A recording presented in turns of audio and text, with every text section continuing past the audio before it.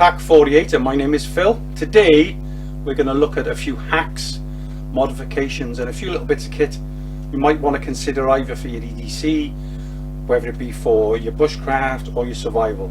These are simple little things, some of these that you can do at home with simple little tools. So let's have a look. Okay, so let's have a look at some of the things I've modified and improvised over the years. We'll start with the simplest ones and the ones everyone loves to talk about, and that's your knives. This is a Bark River Bravo 1.25. It came with an upswing for the thumb. I didn't like that, so I folded it flat, and then I cut my own grooves myself with a little hacksaw, and then I cut out a finger recess so my hand can go in here nicely, so I can hold it a little bit firmer. I'm not a big lover of knives where the blade actually comes to the handle. I'm always finicky about that, where my finger might slip over if I'm doing something. So I basically just filed it out with a file, and that was it. Nothing spectacular, you know, very simple, very easy modification that most people could do at home. Yeah, that makes the knife a little bit more versatile for me. The blade length is about 4 inches now, so I've shortened the cutting edge, yes, but I've made the knife a bit more versatile for what I want. Let's put that back in there for the moment. This is another Bark River knife. This is the 1.5. Exactly the same thing. This one came with its own groove in it, a flat one. And then all I've done basically was modified it again by cutting a recess or filing out a recess for my finger. So again, you know, I got good purchase on the blade. I can get a little bit more in depth, you know, when I'm cutting and when I'm shaping something, you know. So again, that's a little modification I made, as well as darkening the leather on the actual sheaths. Now most of you will remember this from a previous video I did. The pouch itself, inside it contains a sharpening stone and a fire steel. The actual modification I made to the knife itself was I cut some grooves in the top. These wasn't very successful with a saw because the metal is carbon V and it's a lot tougher than the A2 that the Bark Rivers are made of. But I'll tidy that up shortly. I've yet to make a new belt loop for this. I don't like the belt loop that comes with it. You know, it's got a Velcro and a popper, and I you know, when you're paying big money for these knives, you know, it's such a flimsy, you know, tie for me. The way I look at it, it's such a flimsy method for holding it on your belt. I want a loop that's solid, you know, like you get on the leather ones. That's solid. That ain't going to go anywhere. So, you know, that's a little modification I'm still going to be doing on that. A couple of little pouches you've already seen. These are little pouches that I've made, and you've seen these in previous videos where I've knocked them up. One is for my torch, obviously, with batteries. The other one's for a little monocle. This one is for my multi-tool. So in here I've got a Leatherman multi-tool. I've got a fire steel, a Leatherman micro, and I can fit a couple of other bits and bobs in there as well, because there's another pocket in there. So it's another little pouch I've made. Now, a couple of other tools that I've modified, and you'd be quite surprised of, I would imagine, is these blades. I don't know if you can see that. These little blades. These are Reciprocating Saw Blades, and they come much like that, obviously painted, and you can get them in packs of 5.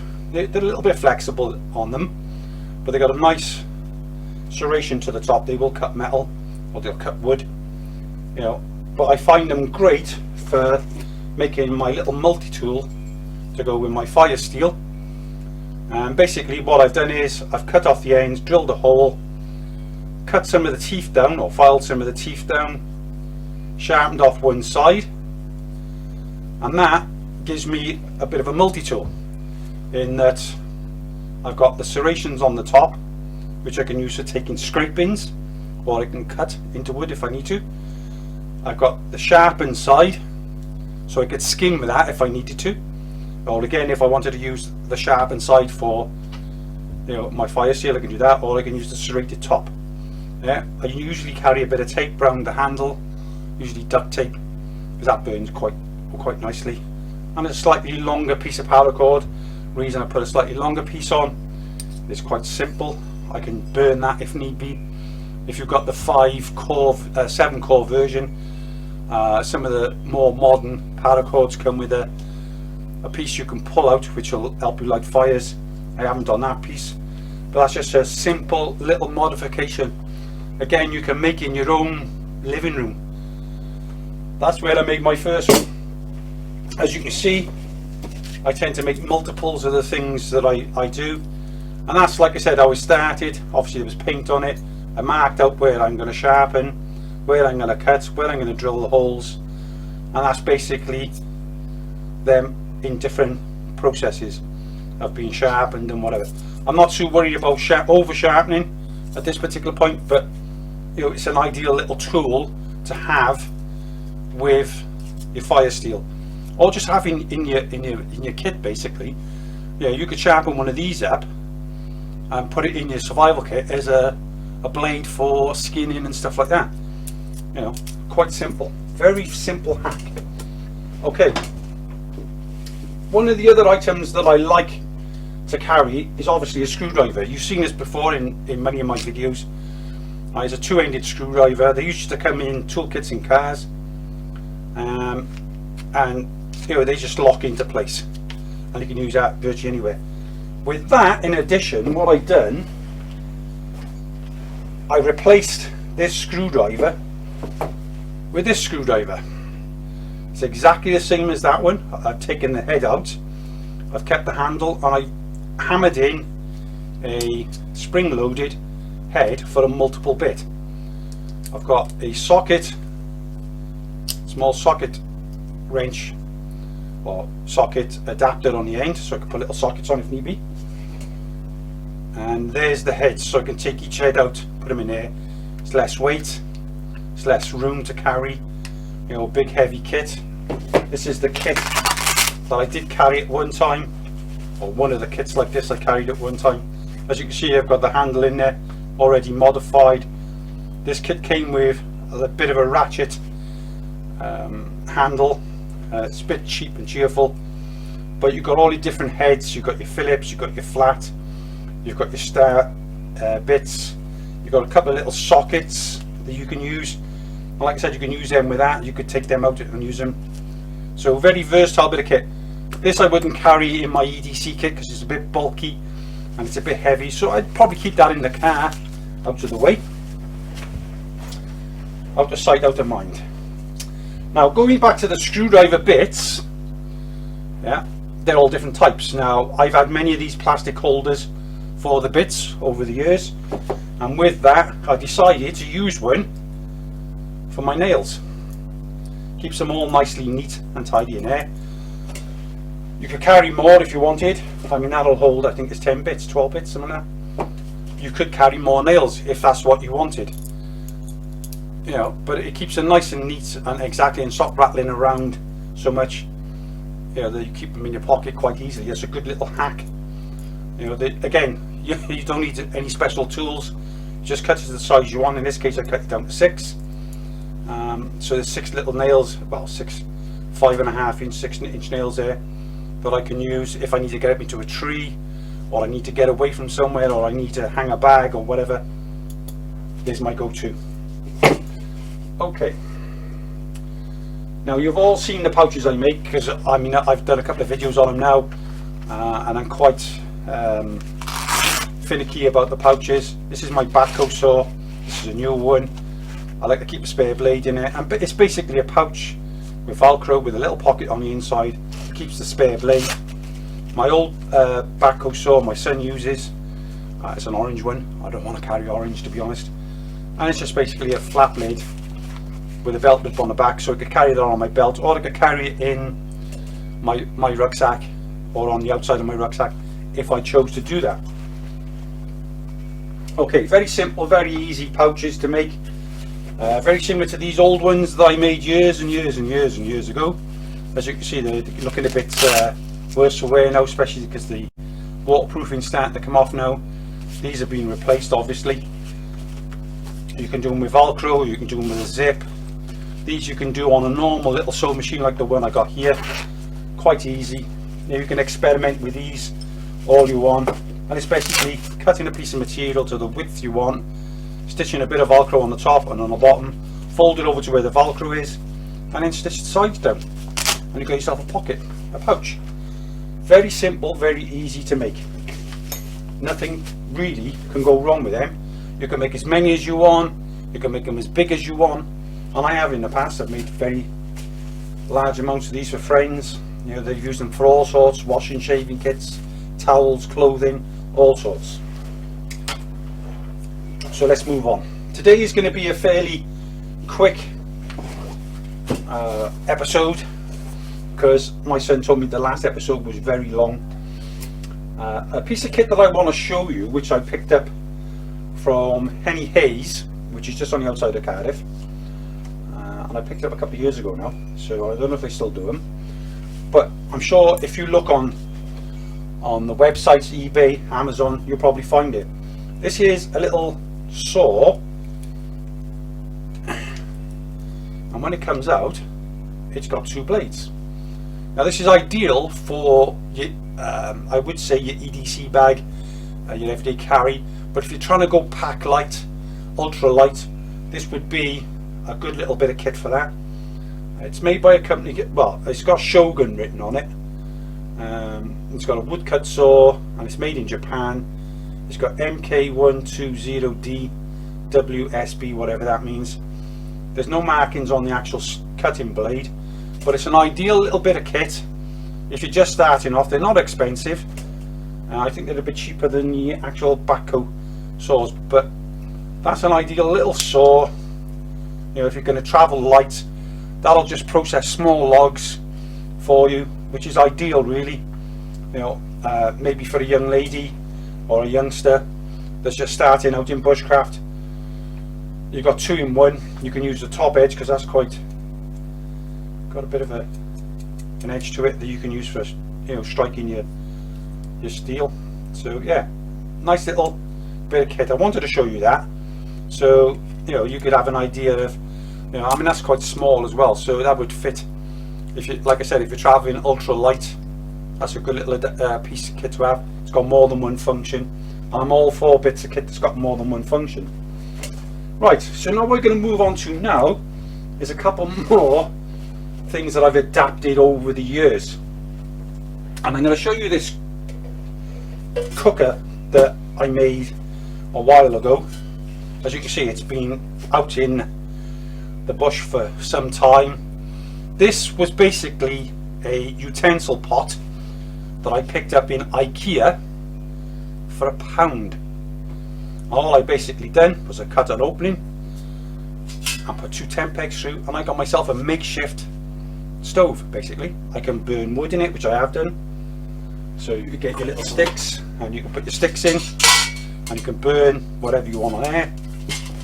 You can put your pot on there. This is a Pathfinder pot. It's lovely. Yeah, so you'll burn in there. Yeah, or if you wanted to carry a cup, use a cup. You can put your cup in there and boil in the cup. Now, taking this another stage further, when that one was left down at a shelter I had, and went down there recently to have a look if it was still there. The shelter had been kicked apart, and some of the bits of stuff, that the plastic sheeting was gone. Basically, kids had probably just kicked the thing to pieces, and that was just kicked into the side, and I brought it back. I thought, I'm not leaving it out there again. But I recently was playing around with some IKEA stuff, and I came up with this idea, slightly smaller one. This is a little colander for straining food from a kiddie's pan set. This is one of the pans that come with this, had a handle on it, very similar to these. It's the kiddie's cook set from IKEA again. Now, I haven't cut a hole in this yet to put twigs and stuff in, but it's quite small and it's quite compact. So you could use the pan, because they come in, I think it's a 4 pan set. You could use that, and you could put it on the top. I'm going to put a handle on this, so you could use that. I will cut a hole in it to see what it works like. In this case, I've got a candle in it, so you could use a candle. You could use a little pot of meths or gel, possibly. You know, once I've cut the hole in, you can put twigs in it as well. The 10 pegs make it a bit more versatile, which is great, which is what you're looking for. And that don't take up a lot of room at all. So once you take the 10 pegs out, you take your fuel out, that fits inside there. And if you've got a handle, folding handle on the side, you could take these off, because you won't need them on there. That would probably fit on the bottom of your bigger water bottle. Not so much this one, the clean canteen one, because it's a little bit bigger than most. But I believe the Pathfinder bigger bottle is slightly narrower than that, would fit in there quite nicely, I would imagine. So that's another little hack I wanted to show you. Very simple, very easy. A lot of people talk about you know, fire lighting and stuff like that. And one of the things that I've seen a lot recently is bellows and things like that people use when they go up fire lighting and stuff like that to wake their fire up in the morning. And I found one of these on a shelf in a certain shop. This is a back scratcher. Cost me £1. And I thought, oh man, that's interesting. I know what I can use that for. As soon as I looked at it, you know, once you cut off the fork bit, take off the end bit, you're left with this, which is basically now a bellows. And the beautiful thing about it is it's not much longer than a pen, so that'll fit quite nicely in your pocket. For £1, you can't go wrong. How much is a bellows on eBay or Amazon to buy? You know, silly money, absolute silly money for something that's probably no different from that. Yeah, and that's all that was a back scratcher. You know, and it tells you there, extendable back scratcher, extends to 50 centimeters from 15 centimeters. Instant relief for those hard to reach places. Well, that's exactly what it is. It's one of those things now that I can use for the hard to reach parts of the fire that I want to wake up in the morning.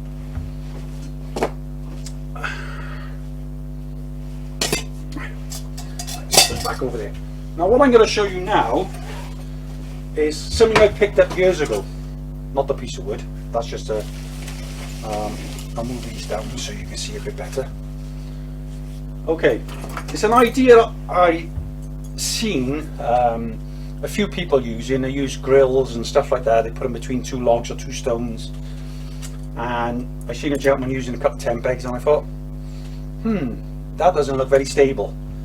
So I bent these 10 pegs into such a way, as you can see from them now, that, you know, whatever you put on them isn't going to slide off. Now these are slightly higher than it would be if it was dug into the ground, and then once you put your metal, your grill on, you've got a perfect base then for your pots. Excuse me, for your pots. Now obviously this will be a bit lower to the ground. I don't know if you can see. I'll bring it a bit closer. There you go. This is so that you can basically, you know, again, it's pack light. It's ultra lightweight. The mesh takes up no room. You don't have to carry the 10 pegs. But if you're carrying 10 pegs to help with your basher, these are extra long, or you can make them yourself from a bit of wire. If you go in most hardware shops, they sell wire, which you can use. Yeah. And what I like about it is, once it's all locked into place, it's not stable on this table, that's all it is. Oops. And you don't want that to happen when you're out. It's in bushcraft. So there's a bit of a funny for you. I'll probably make it onto, you know, what happened next. Okay. So obviously once they're dug into the ground, you know, that's pretty stable, and you can cook, you can boil, yeah, you can dry things out on top of the metal grill. Quite simple, quite easy. A very simple hack. Like I said, it don't take up a lot of room. once you take that off, you take your 4 pegs out, that's all you're left with, is that. Now, I had a bit of stainless steel plate which had loads of holes drilled in it, which I used to use for some time, but I had to wait for ages for it to cool down. And then not so long ago the wife had a cake stand which she never used, and I cut it up and I made 2 of these. So if she sees this video and she realizes what I've done with it, she's going to kill me. So that's just a simple hack that you can do yourself. Again, I just used a pair of wire cutters, snipped it off to the size I wanted, a couple of extra long temp pegs, and basically I just bent the ends up. I heated the ends up and bent them up slightly, so that whatever I put, I am going to put them in a bit tighter, so that when that's on there it stays in, locked in a bit better. Yeah, it's just simple little hacks that you know, once you've done these things, you realise, oh yeah, I can do this and I can do that with it. You can use with this system, or like I said, with this system, if you're using it like that, you can use the solid fuel, you can use the gels like I said. Same with the big pot, you can do exactly the same thing with that. I like to carry an Esbit stove. I've carried one for a long time, many years, and I've used one many times. They're very simple to use, very easy. The Esbit fuel is not as smelly as the British Army issue ones, as we all know, those of you that served in the British Army, or those of you that used them for camping and stuff like that will testify, they stink. But they're good for lighting fires when it's raining, because they will light even when wet, which is a good thing. Yeah, so always handy to have a couple of 1 or 2s of those. So let's move this out of the way then and crack on. Now, one of the things I'm quite finicky about is always modifying something that I find in the house or that I can use, basically. And now I'm going to go into showing you a couple of things. The idea for this one came about at the bushcraft fair in Derby 2 years ago, nearly. And basically it's a file. It's quite a heavy file, and the one mistake that I made with it was that I didn't heat it up first to make it a bit softer. So when I was drilling a hole in the center, as you can see, I burnt out a couple of drill bits doing that, which was a bit of an annoyance. But I've got a nice little recess in now, so if I'm using it as on a fire bow, I can put my hand on the top, because I filed down the top fairly smooth, not fully smooth, but I can hold it on top and I can apply lots of pressure without worrying about it snapping or anything else. Now the beautiful thing about this is, because it's a file, I still retain the teeth on the one side that I can use for shaving off bits of wood. I filed off the ends and created with an angle grinder this time, because it's difficult to file a file with a file. And I shaped it off. What I should have put on there was a chisel point rather than a double point like this, double-sided. Lesson learned, another one. So there's 2 lessons I've learned making these.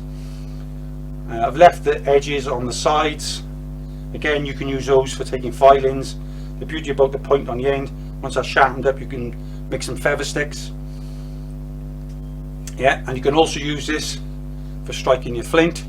It's quite heavy, so I will be modifying another file at some point and making one of these, you know, and seeing how it comes out. Because when I was up in the Derby bushcraft show, they were selling pieces of metal that were shaped like a figure 8 with a hole recess in the center, and one side was a bottle opener, and that's all that was, you know. And I was looking at it and they wanted £15 for it, and I was like, what? That's ridiculous. That cost me nothing apart from a bit of time and effort and shaping and drilling and everything else. You know, I'm not saying you know, I mean, if a company made something like that, I would go and buy one, because I like carrying a bit of flint and steel. I like having a little practice. Once I got my fire and my camp established, I like to practice some of the old skills, you know, but I like to make sure that I've got my fire already lit using modern things first, a lighter or matches or whatever. Okay, so we're going to go on to some pry bars now. I recently made a comment on my last video that I was going to give one of these away to my 50th subscriber, whoever he or she may be, and I'll send it out to them if they want me to. If they want me to mention them on the program, I will. This is one I made. This is the Mark II. The Mark I was slightly different, and I cut recesses for different things. It didn't quite pan out the way I wanted it to, so I just stuck with this. Originally I just had a chisel point, but then I noticed where there was one on, I think it was Amazon or eBay for sale, can't remember the name of it. Any Hayes do them as well, with this type of configuration, and I thought, well, if I do that on the side, then I can use that for battening on little logs. I can put that on it, split them, rather than using my knife if I haven't got an axe with me. So I thought, well, okay, let's make a couple more. So I picked up a few more bars. That's how it comes. It's basically a Dunlop pry bar for motorcycles or small cars, I would imagine. Yeah, so it's already a pry bar before I converted to a pry bar. I just converted it slightly, I just altered it. So it's a little hack that I thought, well, that's great. So I've gone from this to this, wrapped it in some paracord, drilled a hole, job done. Very simple, very easy to do, done with a file, by hand, no machinery, all done by hand. You know, very easy to do. With that then I made the pouch out of a bit of old webbing. That fits nicely inside, nice and snug, out of sight, out of mind. So, but some of the earlier ones that I've done, you may recognise this one. This is one you'll pick up in most places. It's made by Faithful. This is the most common one. There is a wider version one out there, black one, and they do them in green as well, with paracord already wrapped on them. They're about £15, £20, something like that, on Amazon, eBay. They're nice little bits of kit. I took that and turned it into that. That was quite a simple hack. I just cut off the end, drilled a hole, cut out a bottle opener on the end, and that's the one I carry in my EDC kit now. Simple, easy, you know, but not the best pry bars out there. They do bend if you apply too much force to them, you know, especially if you're a big strong person. You can bend these, you know, but you know, still a good bit of kit. So what did I do after I decided to make this one? Well, I was looking around and I thought, well, what can I do? What, you know, some of the things that I found in and around the house were things like these. These are little tools that I picked up. These are in my house. You know, that's an old push bike tire lever. Again, I cut a bottle opener into it, drilled a hole, filed off the end, and I got myself a little pry bar. That's a painting opener. Now that would probably be used as a pry bar if you wanted. Nothing complicated about it, very simple. Again, another tire lever version, I think it was anyway. All I done was just drill the hole in it. This, for those of you keen DIYists out there will recognise that, that is a Stanley Pry Bar. Now I bought a new one recently and I was playing around with the old one, which is this one, and I thought, right, what can I do? So I cut the end off and then chisel pointed the end off, drilled a hole, cleaned it up, put a bit of black paint back on it, and that's how it turned out. Now the beauty about this is I got a hammer, I've got a nail puller, and I've also got a pry bar. So there's 3 uses in one there. And in an emergency, if you had no choice but to defend yourself, you could use it as a weapon. I don't advocate that. Don't ever use anything you carry as a weapon unless it's in self-defense. Okay, this is another tire lever that I picked up many years ago. This was for a moped, off a moped, more or less a round bar, and it just flattened off the ends. And I basically, again, you know, sharpened off the one end, sharpened off the other end, but I left a flatter edge to it so that I could use it for banging. I could use it for prying, because that's what it's for, basically, it's prying. I put a leather thong on it, a leather bit of strapping, and you know, you can use that for just about anything you want. Very simple. Again, you could use it as a weapon if required, you know, in self-defense mode. Again, I made a little sheath for it. It fits nicely inside, and it closes up nicely, and that's kept in a bag.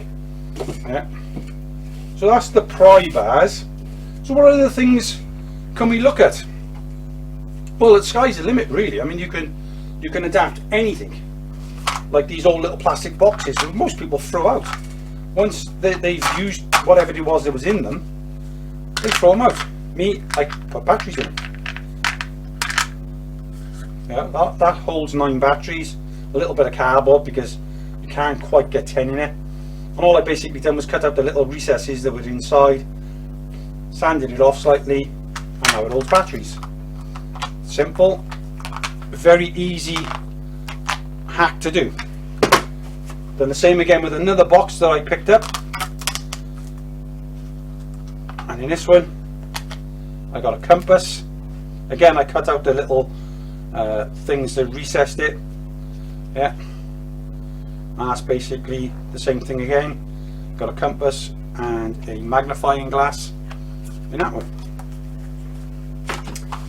Now, one of the things I'm quite proud of when I'm making and looking around at bits of kit is being able to adapt and, you know, modify something for my own needs, because I can't see out there what I want. This is one of them. This is a tiffin pot, tin, sandwich box, stainless steel, you know, whatever you want to call it. Got a nice lid on this one. This is a slightly better one than the last one I bought. When I bought this, I wasn't happy when it came because it showed a flat bottom on it, but it came with a recessed bottom, like you can see. But it doesn't matter, because at the end of the day I'm going to use it anyway. Yeah, and I'm going to modify this to look like this. And this is one I modified a while ago. Yeah, it's basically now a little mess tin. Yeah, single mess tin. Fits nicely in a pouch that I made. And like I said, I'd rather, when I'm cooking or something out in the field, because I'm so used to using mess tins and stuff like that, I like using a mess tin. If a company came up with a version like this, it'd be great in stainless steel. This is another version that I made with a folding handle. This was the same size as this. I cut it down basically to make a lid, but unfortunately it don't fit, which is a shame really, because it would be perfect, yeah, to have a lid that deep on a box like that, because you could either keep your survival kit in there, your cooker brew kit in there, you could put a first aid kit in, or whatever you wanted in it, and you still got your pots if it came in a nice pouch as well. Yeah, once the lid's on and it's all closed up, you've got that nice tin effect, you know, with the handles and everything else, and you keep it all nice and safe in there. So if you wanted your survival kit in there, so you've got your survival kit with some means of boiling water, it would be perfect. Yeah. Now, one of the things when it comes to water that I'm always looking for, especially with water bottles, is I like a tether on my bottle. And like I've done with this one, I've used a bit of bank line and I've basically wrapped it around the bottle itself, because there's a little bit of a recess on the bottles, and then got up to the handle after I've tied loads and loads of knots in it, because I haven't learned how to weave paracord as yet. I will do eventually, I'm sure. You know, it's just one of those skills I haven't got around to learning yet. But you know, I like learning stuff, new stuff. I haven't got a book on paracord yet, but I will get one, because it's an interesting subject. You know, especially knots and stuff like that. Anyway, I digress. Very simple hack. You know, like I said, a bit of bank line round, tie a nice tight knot so it's nice and tight. Yeah, like I said, I don't boil in my bottles. This is why my bottles are clean. Yeah, hence the name, Clean Canteen. I like to keep them clean. Got me saying it now. You know, because, you know, if I'm going to boil water, I will boil it in my cup.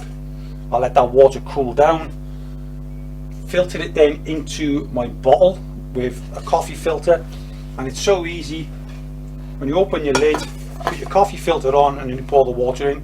So if there's any debris in your cup, it doesn't go through into the bottle.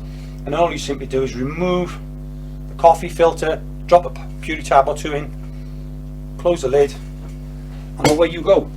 Yeah, it's a bit of a fiddly thing to do, because there's a lot more work than you would do just by boiling in your bottle.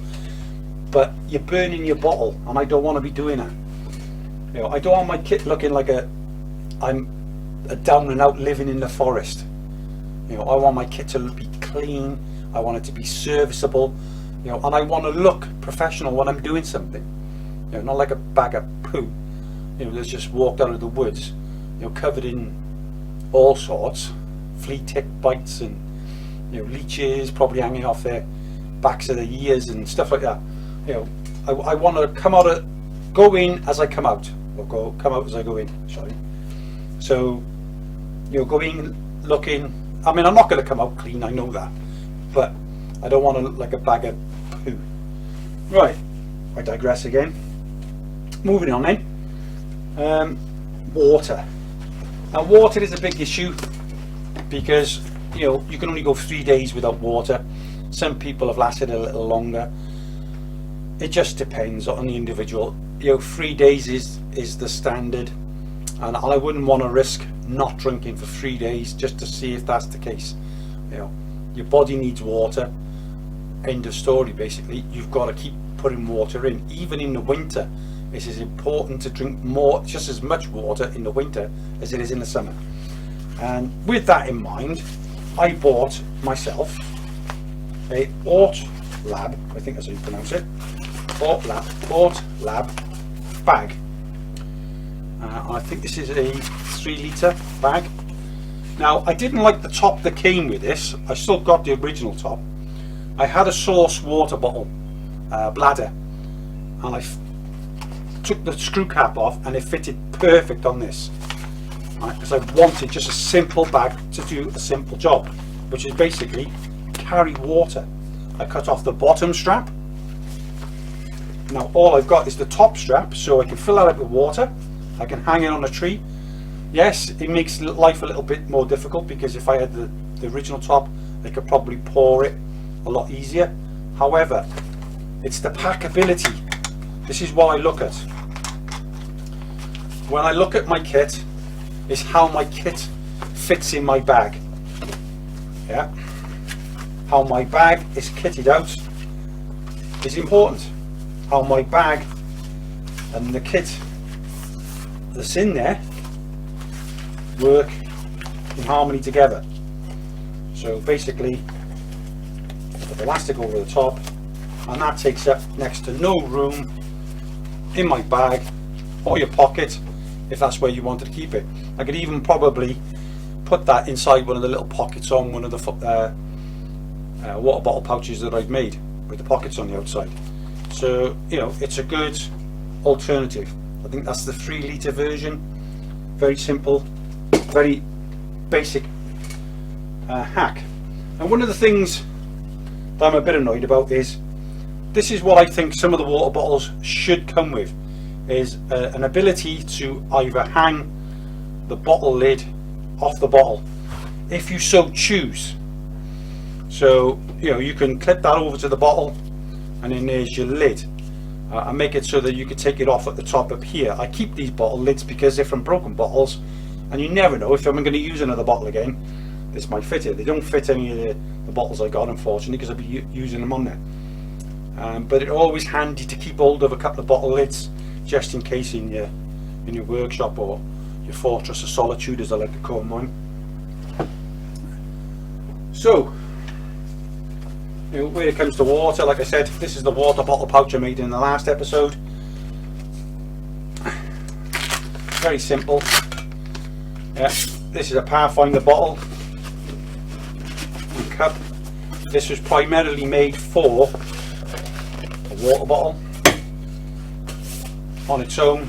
So if I'm out and about and I just want to carry a water bottle on a belt, or use it as a utility pouch, that's what I got. And it's very basic, very simple to make, as you'll see. It's got 2 belt loops on the back, which will fit on a 4-inch belt if needed, if you're wearing a 4-inch belt. You know, some belts on rucksacks tend to be about 4 inches. You know, I tend to have like a padded belt, which is about 3 to 3.5 inches on my day sacks. And I also, because my unique setup, I've got another loop which basically stops the pouch moving any further forward. If you watch my last video, I think it's episode 6, this will be number 7, you'll see how I showed you how to this gets mounted onto the belt. Very simple, very easy method for keeping all your pouches in one place on your belt. So that's basically it for the moment. I just wanted to show you a couple of little hacks that you can do yourselves at home. You know, there are loads and loads and loads more. A quick one, this is a petrol can, 5 litres. This is a petrol can, 10 litres. Now the bright sparks amongst you can read what it says on it: water only, with a W in the centre on both sides. Now, because I'm quite finicky about paying money out for things that I feel I don't want because there's something on it I don't need, i.e. some of the water containers I've gone in to buy, especially a 5 litre one, has got a tap on it. I don't want a tap, I just want a container for carrying water, and I couldn't get one. So most jerry cans that the armed forces have used for years and years and years have been black plastic. So I thought, right, what's black plastic out there? Fuel cans. Now I walked into a leading retailer for outdoor pursuits, if you want, camping, you name it, they apparently do it.